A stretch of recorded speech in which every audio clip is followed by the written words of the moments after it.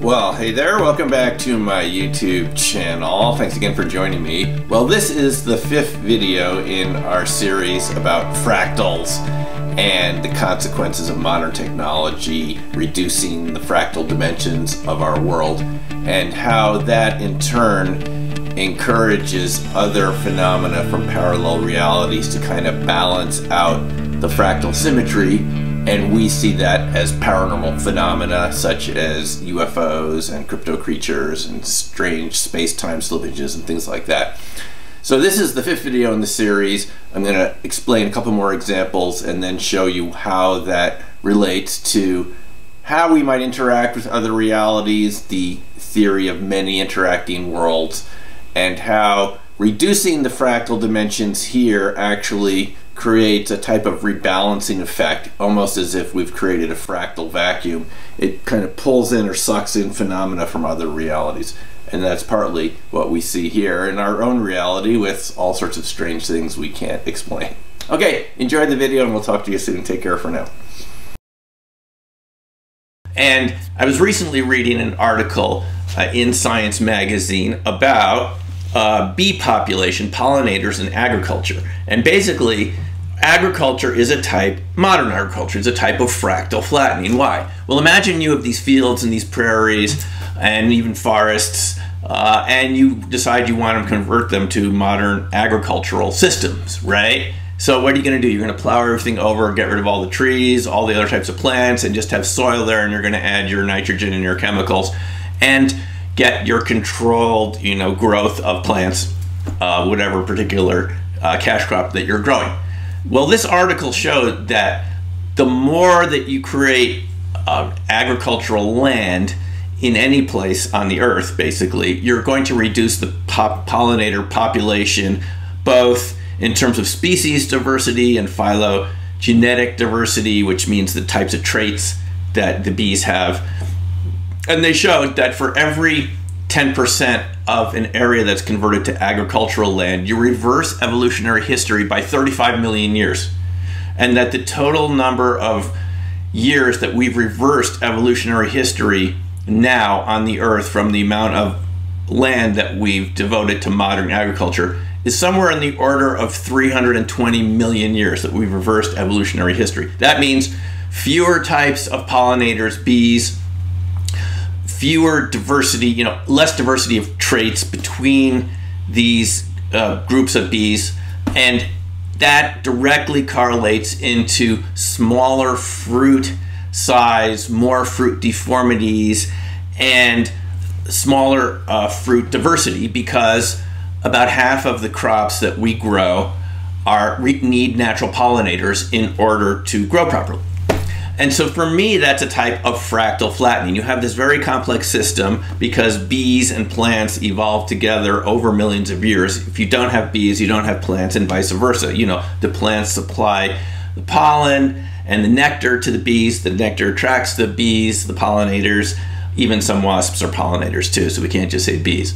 But it attracts the pollinators. The pollinators get the pollen all over them and travel around and fertilize the other plants. So the bees and the plants have a beautiful relationship together, and we are slowly destroying that with modern agriculture, from pesticides and chemicals and so forth. And it's a very serious issue. You've obviously heard of the bee decline and so forth. So this, for me, is a type of consequence of fractal flattening. You have a natural process where you have plants growing in a certain area and the ecology of the area, and you flatten that just to grow one type of plant, which means you've taken a lot of complex evolutionary diversity and now reduced it to a monoculture. And these monocultures have ramifications throughout the system. Okay, so let me just give you one idea of fractal flattening on a scale that you can understand. Just think about the way your heart beats. A long time ago, it used to be thought that a healthy heart was a very even heart, regular beating, boom, boom, boom, boom, boom. But then more recently, in the past couple decades, physiologists realized that a healthy heart is a heart that can respond to the environment. So you don't want a heart that is too even. A sign of a healthy heart has a lot of variability in it, particularly has fractal variability. What do we mean by fractals? Fractals are self-similar sort of systems that the small scale looks like the medium scale looks like the big scale. Kind of like a mountain range. From a distance you see kind of the mountains kind of craggy and twisted and curving, and the closer you go it kind of retains the same pattern, and that's what we call fractal. I mean, clouds look that way, our hair sort of looks that way, bronchial systems, cardiovascular system branching off into lots of little branches and lots of little branches, you know, and tiny little capillaries. The closer you look, the more detail you see, and that's the essence of a fractal system. So fractal flattening, and the idea of your heartbeat, replacing a very irregular fractal type of rhythm that changes a lot, lots of short responses and some larger beats, and kind of a whole mixture of rhythms. The fractally flattened pattern would be where it's very even, you know, kind of like flatland, where everything is the same and very even. That's actually the opposite of the way nature works. There's a lot of variability, because systems with a lot of variability can respond very well to environmental changes. So that's the idea of fractal flattening if we thought about it in terms of your heartbeat. Now, if you apply that to information technology, Google and Microsoft and Apple and Facebook, companies that want to control information in a very specific and narrow way for their own benefit, that's also a type of informational monoculture. And as you drill down and try to map things out more and more, I would argue that you're increasingly going to have discontinuities that you didn't expect, in the same way that modern agriculture has caused a decline in pollinators.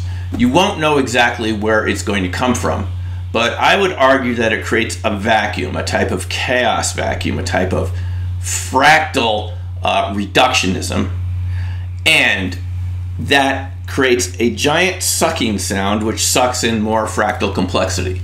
But where is it going to come from?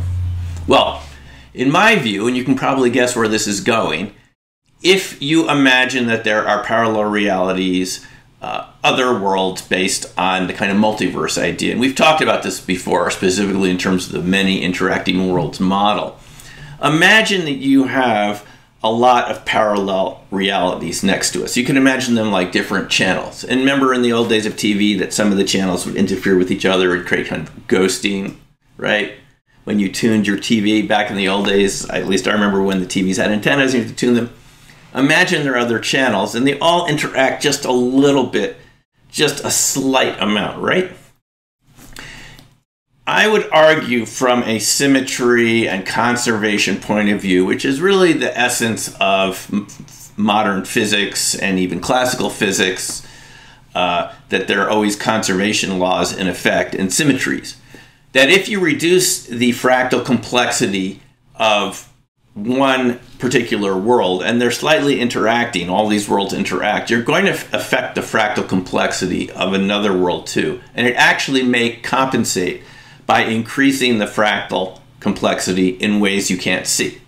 And other examples of fractal flattening that we could see here, and I've mentioned this before, in addition to pollinators, you could think of the way dams affect rivers and kind of smooth out rivers. The water flow on the downside of a dam, you know, doesn't have the complexity of the water that's behind the dam, upstream. Because it's been flattened, you want to get the energy out of it for electricity, and that affects the downstream ecology in terms of sediment variation and number of species of fish and all of that. And it causes a decline in the ecosystem diversity on the other side of the dam. We all know that. That's why there's movements in the northwest of the United States to take the dams down to restore the fish populations. So that's another type of fractal flattening. And then just think about roads. I mean, we like to put roads everywhere, modern people like us, right? Those roads are there, so we have flat surfaces, fractally flattened surfaces, what was there before, you know, prairies and forests and deserts and things, and we like to put roads there so we can drive. But the consequence of that is you create habitat fragmentation. The more roads that are there, increasingly the habitat becomes increasingly fragmented, which affects animal populations, and you get a decline in the diversity of animals. the more roads that you have. And you can obviously understand all the reasons for that.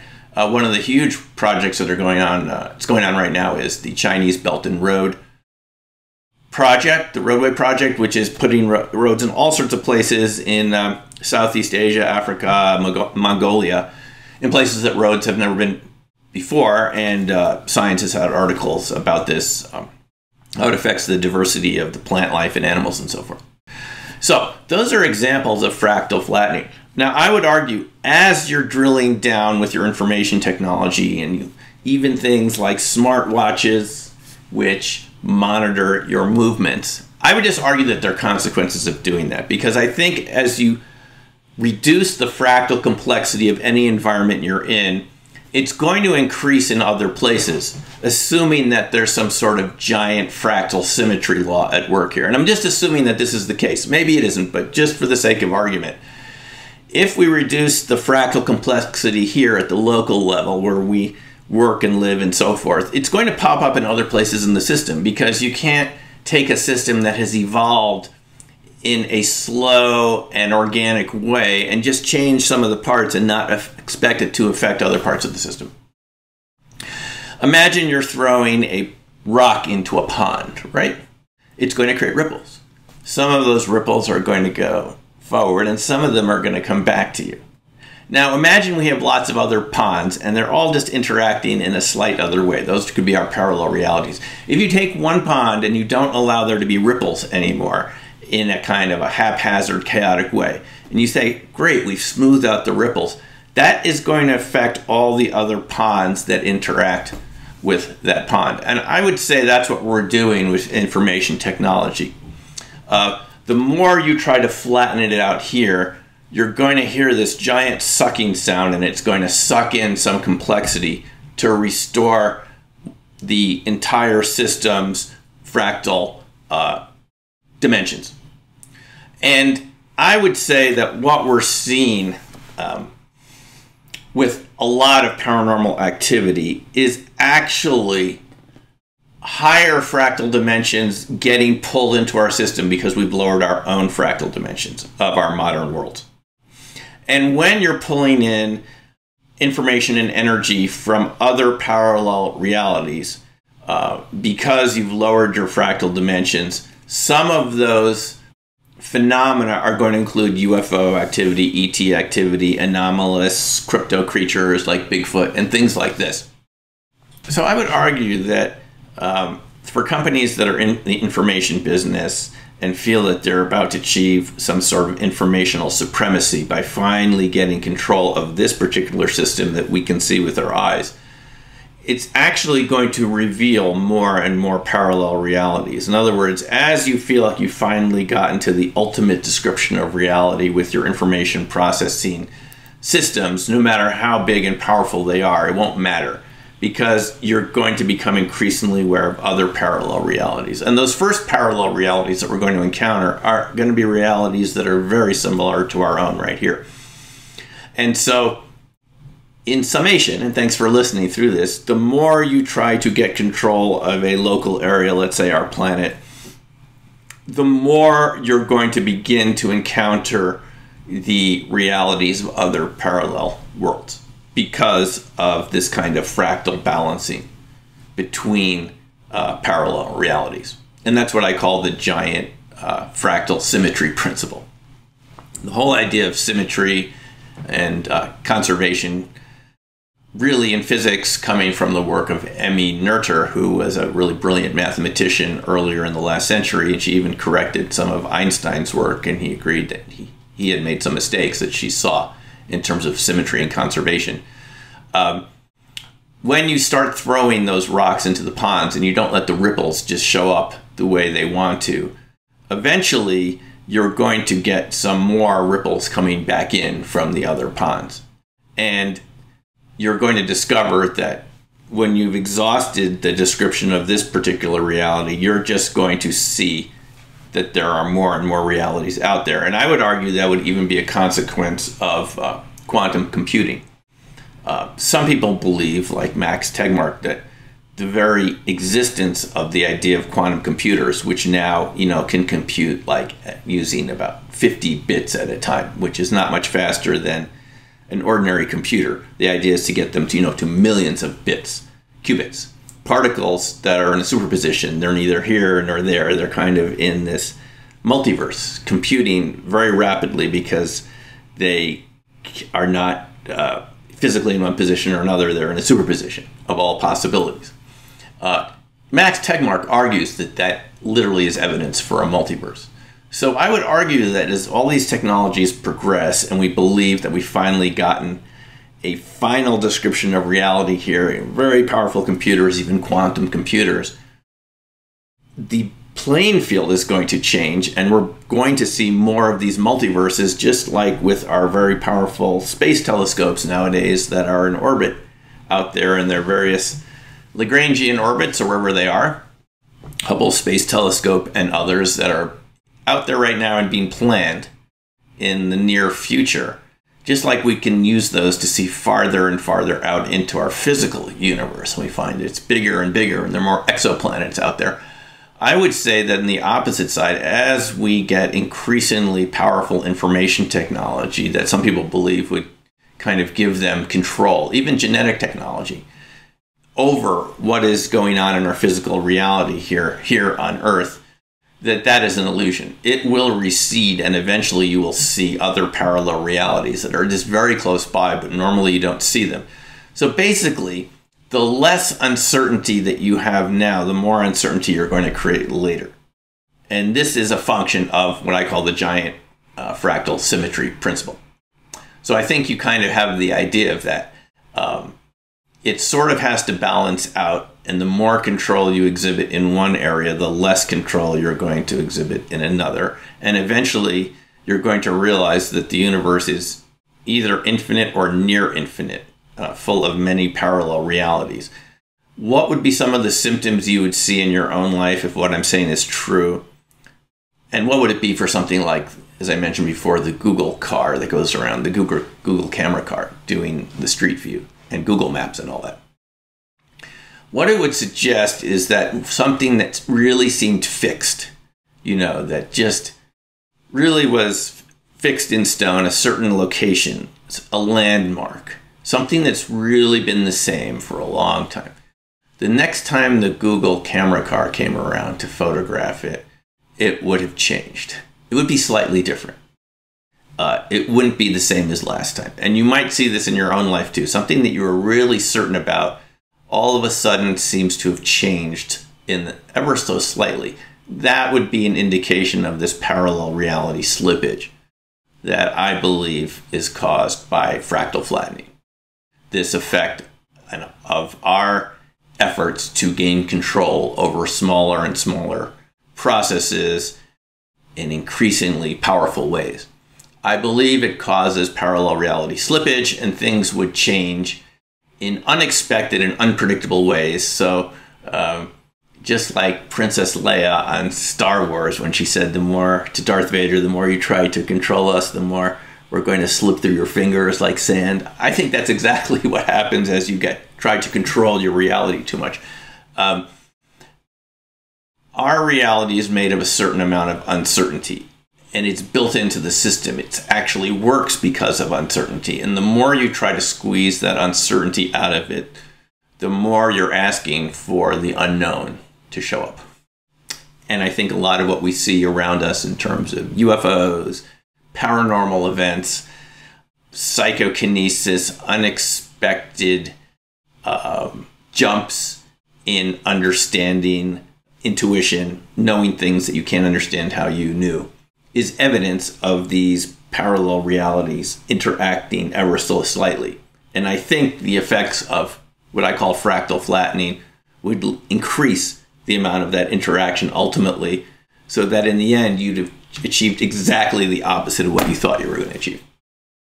And just like people 500 years ago discovered that the Earth wasn't the center of the universe, an idea that wasn't so popular for quite a while, people avoided talking about it even if they thought it might be true. The heliocentric theory replacing the Ptolemaic idea of the Earth being at the center and the sun being the center of our solar system instead, and we were just kind of an ordinary planet. That is what's going to happen with our reality. We're going to realize that there are many other realities, and this could explain a lot of the phenomena that we have been looking at and that we study on this channel. Anyway, let me know what you think about this idea. I hope it wasn't too complex, but that's the gist of it, and I'm really curious to hear what you think. So please put your comments in the blocks below. Thanks a lot for listening, and we'll talk to you next time. Take care for now, and bye.